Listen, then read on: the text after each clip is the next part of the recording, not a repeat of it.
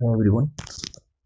Next question है हमारे पास, question number 2, जो इम्पोर्टेंट क्वेश्चन सीरीज मैंने बोला था। तो देखिए यहाँ पे लिखने जा रहा हूँ मैं।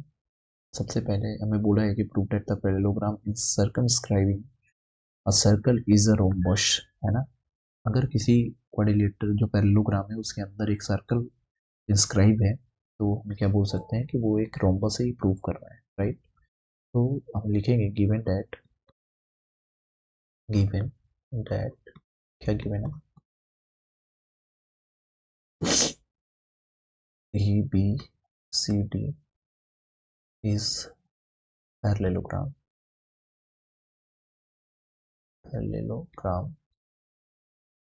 ठीक है ना, which is circumscribe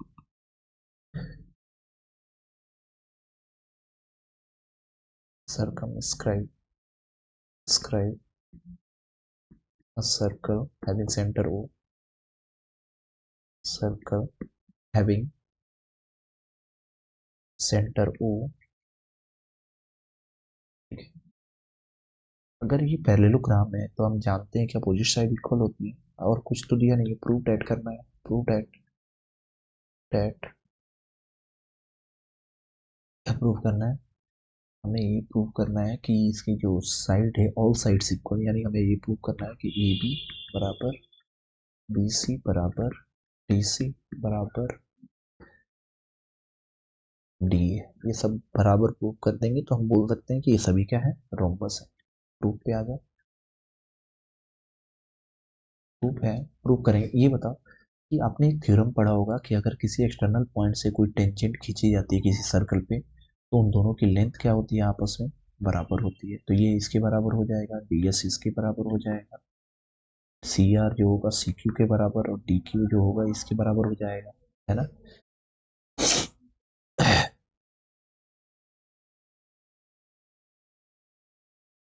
हम जानते हैं, वी नो दैट, लिख देना, वहां पे लिखना पड़ेगा आपको। We know that two tangent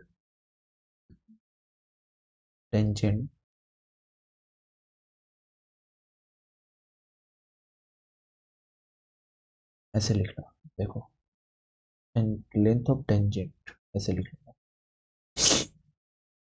length of tangent drawn from external point of a circle, drawn from external point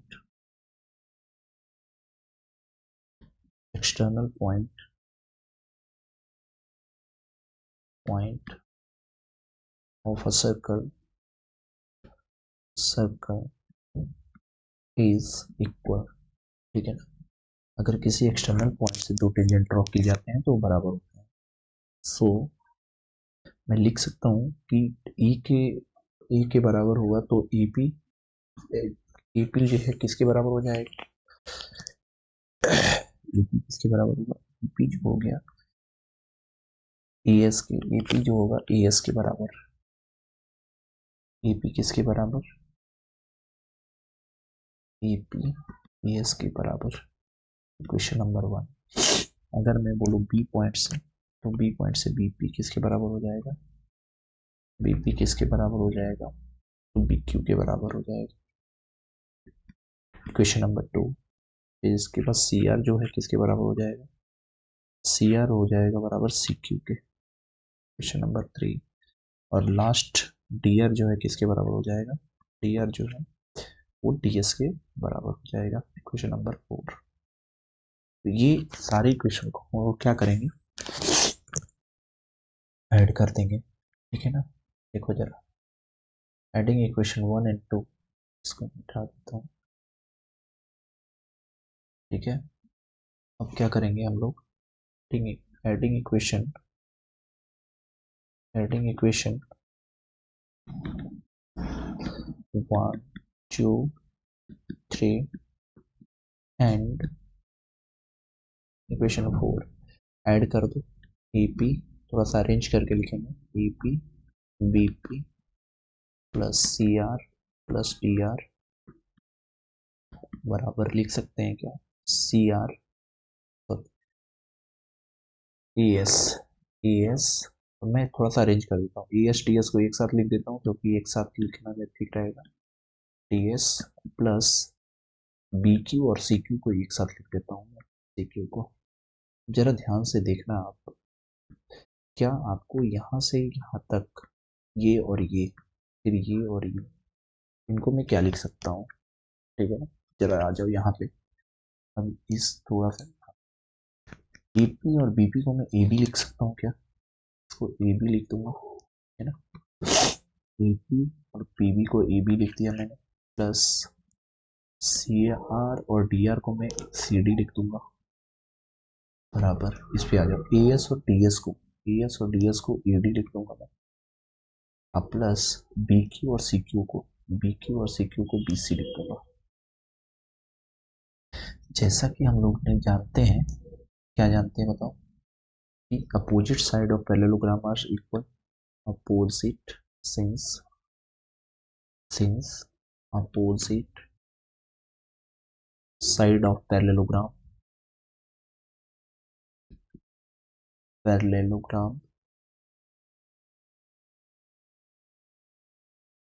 are equal, क्या होते हैं, इक्वल होते हैं। तो ए बी मैं लिख सकता हूँ ए बी सी डी के बराबर, ए बी और सी डी आपस में बराबर होंगे और ए डी बी सी के बराबर हो जाएगा। देख लो, आ जाओ दिखाते हैं जरा इधर, ये देखो ए बी सी डी के बराबर और ए डी बी सी के बराबर लिख सकते हैं पैरेललोग्राम में, ठीक है। तो क्या मैं इसको ऐसे लिख सकता हूँ, जब बराबर ही है तो मैं इस इक्वेशन को जरा देख, ए बी और सी डी को, मैं सी डी को क्या लिख लूँगा, ए बी को, क्या मैं सी डी की जगह भी ए बी लिख सकता हूँ? हाँ बिल्कुल लिख सकता हूँ सर। फिर ई डी की जगह पर फिर मैं वही लिख देता हूँ, ए डी बराबर ए डी।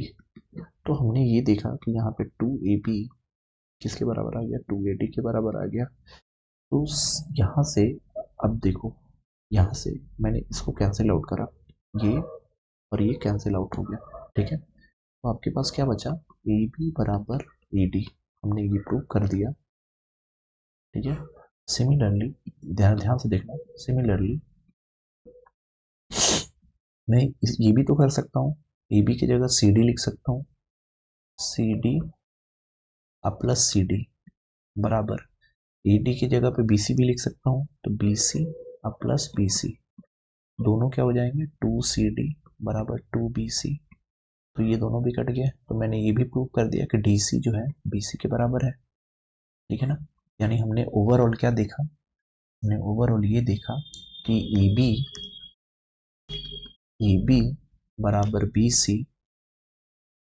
ए बी बराबर ए डी, ये सभी आपस में क्या है, सी डी बराबर बी सी, ये सब आपस में क्या है, बराबर है, क्योंकि ए डी बी सी के बराबर है, ए बी सी डी के बराबर है, ए बी सी डी के बराबर हो जाएगा, सब एक दूसरे के इक्वल हो जाएंगे। Hence A B C D is rhombus, हो जाएगा प्रूफ, ठीक है। तो ये था हमारा प्रूफ, देखो ध्यान से, यहाँ से प्रूफ था, इसको ऊपर करते जाना आप, देखो ये था आपका प्रूफ, ठीक है। बहुत आसान है, आप थोड़ा सा इस पे ध्यान लगा के करोगे, इक्वेशन को सही तरीके से बनाओगे, अब बन जाएगा ये क्वेश्चन, ठीक है ना। चलिए, thank you for watching, next question के साथ।